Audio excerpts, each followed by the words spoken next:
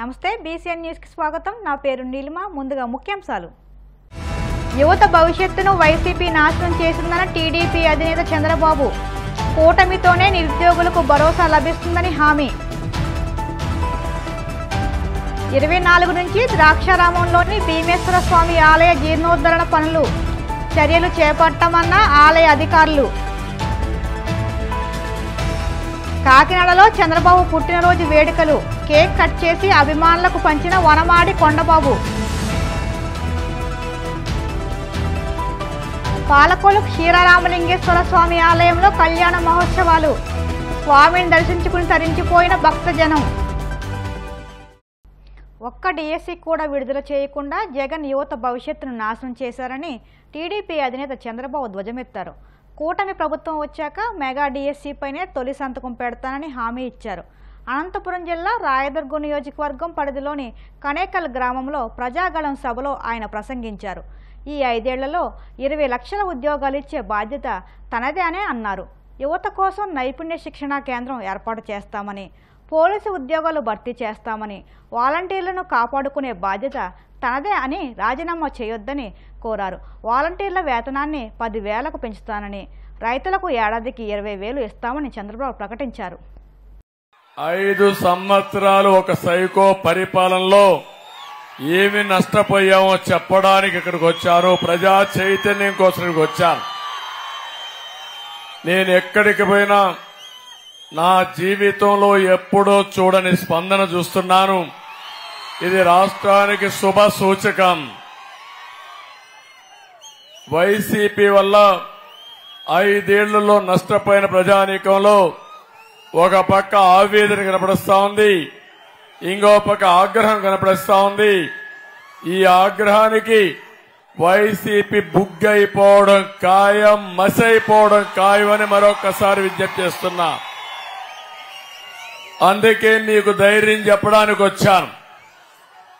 నేను అడుగుతున్నా, ఈరోజు మన పొలాలకు నీళ్లు వచ్చాయా తమ్ముళ్ళు అని అడుగుతున్నా। మన బిడ్డలకు ఉద్యోగాలు వచ్చాయా, చదువు వచ్చిందా అని అడుగుతున్నా। భవిష్యత్తు కనపడుస్తుందా అని అడుగుతున్నా మిమ్మల్ని అందరినీ। గ్రామీణ ప్రాంతాల్లో రోడ్లు బాగున్నాయా అని మిమ్మల్ని అడుగుతున్నా। ఈరోజు మేము కూటమి కలిసామంటే మా కోసరం కాదు, నా కోసరం కాదు, పవన్ కళ్యాణ్ కోసరం కాదు, బీజేపీ కోసరం కాదు। ప్రజలు గెలవాలి, రాష్ట్రం నిలవాలి, ఈ పిల్లల భవిష్యత్తు బంగారు భవిష్యత్తు కావాలని మేము కలిశాము। ఆశీర్వదించమని ప్రతి ఒక్కరిని కోరుతున్నా। ముస్లిం సోదరులు కూడా అర్థం చేసుకుని తప్పుడు ప్రచారం నమ్మద్దండి। నిన్న కూడా మాట్లాడారు, రేపు వీళ్ళు గెలిస్తే మేము ఢిల్లీలో బీజేపీకే సపోర్ట్ చేస్తామని మాట్లాడారు। అంటే కేంద్రంలో ఏ ప్రభుత్వం ఉంటే ఆ ప్రభుత్వానికే సపోర్ట్ చేస్తామని। నేను ఒకటి అడుగుతున్నా, మేము నేరుగా పొత్తు పెట్టుకుని నేరుగా డైరెక్ట్ గా డబ్బులు తీసుకొచ్చి మేము అభివృద్ధి చేస్తాం, ప్రాజెక్టులు తీసుకొస్తాం, అది మాకే సాధ్యం। జగన్మోహన్ రెడ్డికి ఓటేసి ఢిల్లీలో కేసుల కోసం బేరాలు చేస్తాడు తప్ప ప్రజల కోసం కాదని మరొకసారి మీ అందరికీ విజ్ఞప్తి చేస్తున్నా। తమిళలో యువగళం 20 లక్షల ఉద్యోగాలు, సంవత్సరానికి 4 లక్షల ఉద్యోగాలు। మొట్టమొదటిసారిగా నేను వస్తాను, మొదటి సంతకం మెగా డిఎస్సి పైనే పెడతాను। ఎన్ని టీచర్ పోస్టుల అవకాశం ఉంటే అన్ని ఇస్తాను। నేను గాని మన నాయకుడు గాని ఎన్టీ రామారావు గారు 11 సార్లు డిఎస్సి పెట్టి టీచర్ ఉద్యోగాలు ఇచ్చిన పార్టీ తెలుగుదేశం పార్టీ। జగన్మోహన్ రెడ్డి నువ్వు ఒక్క డిఎస్సి పెట్టకుండా మా పిల్లల భవిష్యత్తుని సర్వనాశనం చేశావు। పిల్లల యొక్క ఆగ్రహానికి నువ్వు గురవకుండా తప్పకుండా జరుగుతుందని హెచ్చరిస్తున్నా। నేను అడుగుతున్న పోలీసు ఉద్యోగాలు ఇస్తా అన్నాడా లేదా? 25,000 ఇస్తా అన్నాడు, ఇచ్చాడా ఒక ఉద్యోగం? ఇప్పుడు నేను చెప్తున్నా, నేను వస్తానే పోలీసు ఉద్యోగాలు కూడా ఇప్పిస్తాను తమ్ముళ్ళు అని మీకు హామీ ఇస్తున్నా। గ్రూప్ 1 పెట్టాడా ఈ ముఖ్యమంత్రి వచ్చి? అది కూడా ఫ్రాడ్ చేశాడు. గ్రూప్ 2 ఎగ్జామ్స్ పెట్టాడా ఈ ముఖ్యమంత్రి? అది కూడా పెట్టలా. మళ్లీ నేను అవన్నీ నిర్వహిస్తా. ఇంకో పక్క పరిశ్రమలు తీసుకొస్తా. తెలుగుదేశం గారు ఉంటే కియా మోటార్స్ లాంటి పరిశ్రమలు ఎత్తుక్కుంటా మన దగ్గరికి వచ్చేటివి. దుర్మార్గుడు వచ్చిన తర్వాత ఇక్కడ ఉండాలంటే పారిపోయే పరిస్థితి వచ్చింది. మళ్లీ మన పిల్లల భవిష్యత్తుకి పరిశ్రమలు తెచ్చే బాధ్యత నేను తీసుకుంటానని మీ అందరికీ హామీ ఇస్తున్నా. ఇక్కడ మీరు కూర్చొని అమెరికాలో ఉండే కంపెనీకి పనిచేసే విధంగా వర్క్ ఫ్రం హోమ్ తీసుకొస్తా. ఇక్కడి నుంచి అక్కడికి పనిచేయొచ్చు. మీకు కావలసిన నైపుణ్యం కోసం ఇక్కడనే రాయదుర్గలోనే ఒక స్కిల్ డెవలప్మెంట్ సెంటర్ పెడతా. కేంద్ర పురావస్తు శాఖ ఆదేశాల మేరకు ఈ నెల 24వ తేదీ నుంచి భీమేశ్వర స్వామి ఆలయ జీర్ణోద్ధరణ పనులు చేపట్టనున్నట్టు ఆలయ కార్యనిర్వహణాధికారి తెలిపారు. బిఆర్ అంబేద్కర్ కోనసీమ జిల్లా రామచంద్రపురం మండలం ద్రాక్షారామంలో కొలువైన మాణిక్యాంబ సమేత భీమేశ్వర స్వామి ఆలయంలోని అమ్మవారి గర్భాలయం మూల విరాట్ ఆలయ జీర్ణోద్ధరణ పనులు నిర్వహించనున్నట్టు తెలిపారు. 24వ తేదీ నుంచి 30వ తేదీ వరకు పనులు నిర్వహించనున్నామని, ఈ మేరకు గర్భాలయాన్ని స్వాధీనపరుచుకున్నట్టు శృంగేరి పీఠాధిపతులు భారతీ తీర్థ మహాస్వాములు తెలిపారు. ఈ సందర్భంగా నిత్య పూజలు, అభిషేకాలు, కుంకుమార్చనలు 10 గంటల వరకు నిర్వహించనున్నామని, నిత్యార్జిత సేవలు యథావిధిగా నిర్వహించినట్లు తెలిపారు. ఆధీనంలో ఉండి దేవాదాయ ధర్మాదాయ శాఖ నిర్వహించబడుతుంది. అయితే మన యొక్క స్వామివారి మూల విరాట్ రిపేర్ చేయవలెనని గతం నుంచి కూడా పురావస్తు శాఖ వారు మాకు లెటర్లు పెట్టడం జరిగింది. అలాగే అమ్మవారి దేవాలయంలో సిరామిక్ స్టైల్స్ తీసి గ్రానైట్ వేస్తామని చెప్పి కూడా వారు ప్రపోజల్ పెట్టడం జరిగింది. మా యొక్క ఆలయ బ్రహ్మగారు వంశపారంపర్య అర్చకులతోటి సంప్రదించి ఎప్పుడు దేవాలయాన్ని వారికి అప్పచెప్పాలి ఏంటి అనేది నిర్ణయించి వారికి తెలియజేశాం. ఆ ప్రకారంగా వారు కేంద్ర పురావస్తు శాఖ వారు ఈ నెల అంటే ఏప్రిల్ 24/4/2024 నుండి 30/6/2024 వరకు కూడా వారికి అమ్మవారి స్వామివారి గర్భాలయాన్ని వారు హ్యాండ్ ఓవర్ చేసుకోవడానికి మాకు ఉత్తర్వులు ఇచ్చారు. ఆ ఉత్తర్వుల్ని మా యొక్క ఉన్నతాధికారులు అమరావతి తెలియజేసి వారి అనుమతి తీసుకున్నాం. ఆ ప్రకారంగా దేవాలయాన్ని 24/4/2024 నుంచి 30/6/2024 వరకు కూడా వారికి అప్పగించడానికి మా యొక్క వైదిక కమిటీ అలాగే మా వంశపారంపర్య అర్చకులు అందరూ కూడా నిర్ణయం తీసుకున్నాం.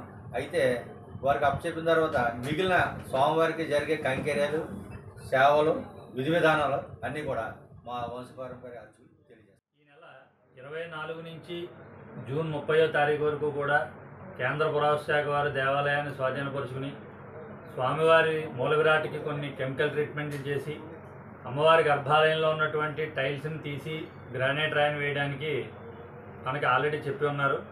దీని నిమిత్తం 24వ తారీఖు పొద్దున్న 10:39 స్వామివారి కళాపకర్షణ చేసి స్వామివారి కళలన్నీ కూడా చీకటి కోణం ఎదురుగుండా నంది మండపంలో కలశారాధన చేసి ఉత్సవమూర్తులను పెట్టి స్వామివారికి జరిగేటటువంటి నిత్యార్చనలు కానీ, వైదిక కలాపాలు కానీ, నిత్య కైంకర్యాలు కానీ, స్వామివారి ఆర్జిత సేవలు కానీ ఏవైనా కూడా అక్కడ పెట్టేటటువంటి ఉత్సవమూర్తులకు మాత్రమే నిర్వహించబడతాయి. స్వామివారి ఆర్జిత సేవల్లో భాగంగా ఇప్పుడు మనం నిర్వహించుకున్నటువంటి ప్రథమాభిషేకం కూడా మనకి గతంలో శృంగేరి భారతీయ తీర్థ స్వామివారు ప్రసాదించినటువంటి నర్మద బాణలింగానికి ఉదయం 6 గంటలకు ఒక పర్యాయం, మరలా తిరిగి 10 గంటలకు ఒక పర్యాయం అభిషేకాలు నిర్వహించుటకు, అలాగే వారి చేతులతో ప్రసాదించినటువంటి శ్రీచక్రానికి అమ్మవారి కుంకుమార్చనలు నిర్వహించేలాగా కూడా అన్ని ఏర్పాట్లు చేసి ఉన్నాము. స్వామివారికి జరిగేటటువంటి కైంకర్యాలు కానీ, ఆర్జిత సేవలు కానీ, త్రికాలార్చనలు కానీ, నివేదనలు కానీ ఏవి కూడా ఈ 3 నెలల వ్యవధిలో కూడా ఎక్కడ ఆపబడరు. అలాగే స్వామి భక్తులు బయట నుంచి వచ్చి చేసుకునేటటువంటి కార్యక్రమాలు అంటే జపాలు కానీ, శాంతులు కానీ, ప్రతిష్టలు కానీ ఏవైనా కూడా అన్నీ యథావిధిగా జరుపుకోవచ్చు. ఈ జరుపుకునేటటువంటి కార్యక్రమాలన్నీ కూడా దేవాలయం లోపల కాకుండా బయట అనుమతిస్తారు. లోపల వీళ్ళంతా హ్యాండ్ ఓవర్ చేసుకోవడం వల్లని. కాబట్టి ఈ 2 పర్యాయాలు జరిగేటటువంటి అభిషేకాల్లో భాగంగా 2వ పర్యాయం ప్రత్యక్షంగాను పరోక్షంగాను కూడా సేవ ఉంటుంది. అది ఈ అభిషేకాలు అనేవి పూర్తిగా కూడా దేవస్థానం వైదిక బృందం చేత, అర్చక స్వాముల చేత మాత్రమే జరపబడతాయి. చిత్తూరు జిల్లా రాజకీయాలు వేడెక్కాయి. ఏపీ మంత్రి పెద్దిరెడ్డి, మాజీ సీఎం కిరణ్ కుమార్ రెడ్డి మధ్య మాటల యుద్ధం కొనసాగుతుంది. చిదంబరం కాళ్లు పట్టుకుని కిరణ్ కుమార్ సీఎం అయ్యారని పెద్దిరెడ్డి వ్యాఖ్యలకు కిరణ్ కుమార్ కౌంటర్ ఇచ్చారు. డీసీసీ అధ్యక్షుడిగా చేయాలని పెద్దిరెడ్డే తన కాళ్లు పట్టుకున్నాడని కిరణ్ కుమార్ రెడ్డి సంచలన వ్యాఖ్యలు చేశారు. తాను ఎమ్మెల్యేగా ఉన్నప్పుడు తిరుపతిలోని పద్మావతి గెస్ట్ హౌస్లో రాత్రి 11 గంటలకు పెద్దిరెడ్డి వచ్చి తన కాళ్లు మొక్కాడని ఆరోపించారు. అవన్నీ ఇప్పుడు ఆయన మర్చిపోయారంటూ ఎద్దేవా చేశారు. ఆయనకు ముఖ్యమంత్రి అయ్యే అర్హత ఉందంట, ఆయనకు ముఖ్యమంత్రి అయ్యే అర్హత ఉందంట. నేను ఎవరో కాళ్ళు పట్టుకుంటే ముఖ్యమంత్రి అయ్యానట. ముఖ్యమంత్రి అయ్యే అర్హత రామచంద్రారెడ్డికి ఉందా? నేను చెప్పకూడదు అనుకున్నాను, ఆయన్ను చెప్పకూడదు అనుకున్నాను. నేను పద్మావతి గెస్ట్ హౌస్ లో రాత్రి 11 గంటలకు డిసిసి ఎలక్షన్లు వచ్చినప్పుడు 50 మంది నా నియోజకవర్గం వాళ్ళు నేను కూర్చొని ఉంటే రాత్రి 11 గంటలకు ఇదే పెద్దిరెడ్డి రామచంద్రారెడ్డి వచ్చి నా కాళ్ళు పట్టుకొని నన్ను డిసిసి ప్రెసిడెంట్ కావాలని అడిగాడు. నేను చెప్పాను ఆయనకి, మీరు పెద్దవారు, నా కాళ్ళు ఎందుకు పట్టుకుంటున్నారు, ఇది మంచిది కాదన్నా, మీరు లేయి, ఇది మంచిది కాదు అని. నువ్వు కిరణ్ నువ్వు కాకన్నా అంటే నాకు సపోర్ట్ చేయి, నేను డిసిసి ప్రెసిడెంట్ అవుతానని నా కాళ్ళు పట్టుకొని 50 మంది నా నియోజకవర్గం వల్ల ముందర అడిగాడు. తెలుగుదేశం పార్టీ జాతీయ అధ్యక్షులు మాజీ ముఖ్యమంత్రి నారా చంద్రబాబు నాయుడు 74వ జన్మదిన వేడుకలు కాకినాడ సిటీ నియోజకవర్గంలో మాజీ ఎమ్మెల్యే ఉమ్మడి కూటమి అభ్యర్థి వనమాడి కొండబాబు ఆధ్వర్యంలో ఘనంగా నిర్వహించారు. కొండబాబు నివాసం వద్ద పార్టీ నాయకులు కార్యకర్తల సమక్షంలో కేక్ కట్ చేసి స్వీట్లు పంచి సంబరాలు జరుపుకున్నారు. ఈ కార్యక్రమంలో పెద్ద ఎత్తున తెలుగుదేశం, జనసేన, బీజేపీ నాయకులు, కార్యకర్తలు, పార్టీ శ్రేణులు పాల్గొన్నారు. ఒక గొప్ప నాయకుడు మా అధ్యక్షుడు నారా చంద్రబాబు నాయుడు గారు పుట్టినరోజు సందర్భంగా ఈ రోజు నా తరపున, మా తెలుగుదేశం పార్టీ నాయకులు, కార్యకర్తలు, ప్రజలందరి తరపున పుట్టినరోజు శుభాకాంక్షలు తెలియజేసుకుంటున్నాం. వారికి ఈ రోజు భగవంతుడు ఆయనకి మంచి ఆయురారోగ్యాలు ఇచ్చి మంచి జరగాలని కోరుకుంటూ ఆయనకి శుభాకాంక్షలు తెలియజేసుకుంటున్నాం. అదేవిధంగా ఆయన గురించి 2 విషయాలు మాట్లాడవలసిన అవసరం ఉంది. ఈ రోజున ఈ సమాజంలో ఎంతో మంది జన్మించి మరణిస్తూ ఉంటారు, కానీ కొంతమంది గురించే మనం చరిత్రలో చెప్పుకుంటూ ఉంటాం గొప్ప వ్యక్తులుగా.